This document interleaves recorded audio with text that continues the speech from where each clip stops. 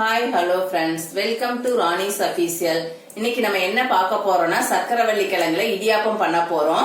அதுக்கு முதல்ல நான் சக்கரவள்ளி கிழங்க நல்லா கழுவிட்டு குக்கர்ல தண்ணி சேர்த்து வேக வச்சு எடுத்துக்க போறேன். நல்லா கொலைய வேக வச்சு எடுத்துக்கோங்க.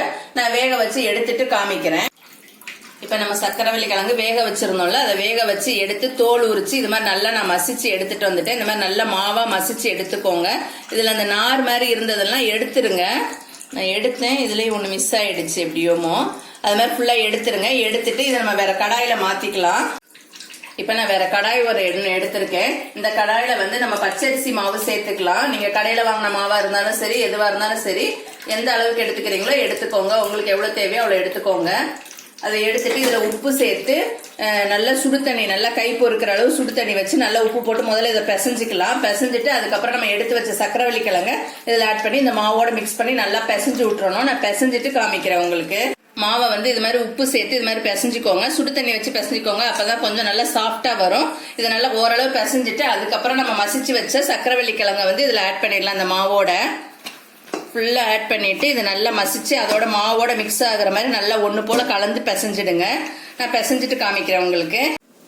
இப்ப சக்கரவள்ளி கிழங்கு சேர்த்து மாவை நல்லா சாஃப்டா பிசைஞ்சாச்சு. இங்க பாருங்க, இப்படி அமுக்குனா அமுங்குற மாதிரி இருக்கணும். இல்லைன்னா நீங்க இடியாப்பம் பிழியும் போது ஹார்டா இருக்கும். இடியாப்பம் பிழியறதுக்கு ரொம்ப கஷ்டமா இருக்கும், கை வலிக்கிற மாதிரி இருக்கும். இது நல்லா சாஃப்டா பிசைஞ்சீங்கன்னா பிழியறதுக்கு ஈஸியா இருக்கும். இப்ப நம்ம அதை உரல்ல சேர்த்துடலாம்.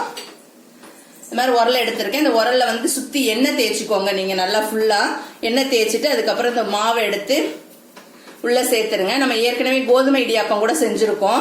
நான் அதை வேணா லிங்க்ல கொடுக்குறேன், நீங்க லாஸ்ட்ல பாருங்க, செக் பண்ணி வேணா. இதே மெத்தடு தான். நம்ம சக்கரவள்ளி கிழங்கும் மாவும் சேர்த்திருக்கோம், அவ்வளவுதான் வித்தியாசம். இது மாதிரி ஃபுல்லா சேர்த்துருங்க. ஃபுல்லா சேர்த்துட்டு நம்ம மூடி போட்டுட்டு பிழிய வேண்டியதான். நான் பிழியும் போது காமிக்கிறேன். நான் இடியாப்பம் தட்டுல தான் செய்வேன். இந்த தட்டுல நீங்க ஆயில் அப்ளை பண்ணிக்கோங்க. இது மாதிரி சுத்தி, அதான் ஒட்டாம வரும். நல்லா ஈஸியாவும் இருக்கும் நம்மளுக்கு எடுக்கிறதுக்கு.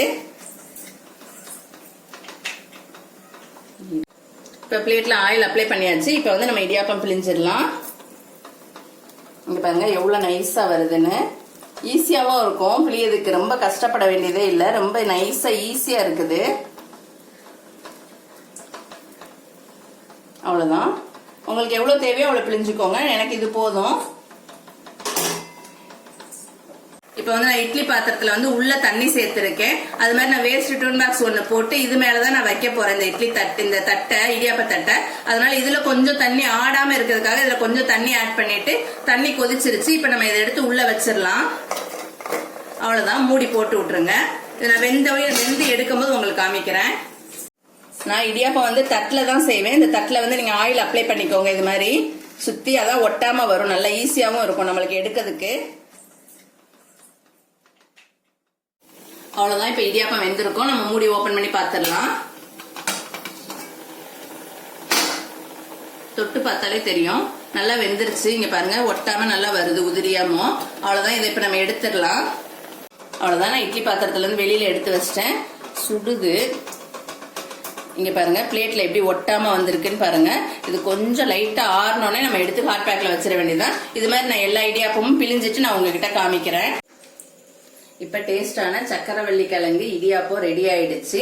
இதுக்கு சைட் டிஷ்ஷா நான் தேங்காய் பால் எடுத்து வச்சிருக்கேன். இது நான் ஒரு முழு தேங்காய்ல பால் எடுத்து ஏலக்காய் போட்டு நல்லா மிக்சியில கொடுத்து அரைச்சி பால் எடுத்து வச்சிருக்கேன். நாட்டு சக்கரை வச்சிருக்கேன். நீங்க நாட்டு சக்கரை இல்லைன்னா நார்மல் சக்கரை கூட யூஸ் பண்ணிக்கலாம். இந்த சக்கரவள்ளி கிழங்கு உடம்புக்கு ரொம்ப நல்லது. அயன் இருக்கு, நார்ச்சத்து இருக்கு.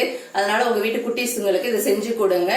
வெறுமனையா செஞ்சு கொடுத்து, வெறுமனையா கிழங்கா நம்ம வேக வச்சு கொடுத்தா பசங்க சாப்பிட மாட்டாங்க. இந்த மாதிரி நீங்க செஞ்சு கொடுத்தீங்கன்னா அவங்களுக்கு இடியாப்பங்கிற அந்த இதுல அவங்க சாப்பிட்டுருவாங்க. உங்க வீட்டுல இதை நீங்க ட்ரை பண்ணி பாருங்க. ட்ரை பண்ணி பார்த்துட்டு எப்படி இருந்துச்சுன்னு கமெண்ட் பாக்ஸ்ல கமெண்ட் பண்ணுங்க. இந்த வீடியோ உங்களுக்கு பிடிச்சிருந்துச்சுன்னா லைக் பண்ணுங்க, ஷேர் பண்ணுங்க, கமெண்ட் பண்ணுங்க. மறக்காம ராணிஸ் அஃபீஷியலை சப்ஸ்கிரைப் பண்ணுங்க. அப்படியே பக்கத்துல உள்ள பெல் ஐக்கானை கிளிக் பண்ணுங்க. அப்பதான் நான் வீடியோ போட்டேனே உங்களுக்கு நோட்டிபிகேஷன் வரும். நாளைக்கு நான் வேற ஒரு வீடியோல உங்களை சந்திக்கிறேன். அது வரைக்கும் உங்கள் ராணிஸ் அஃபீஷியல். பை.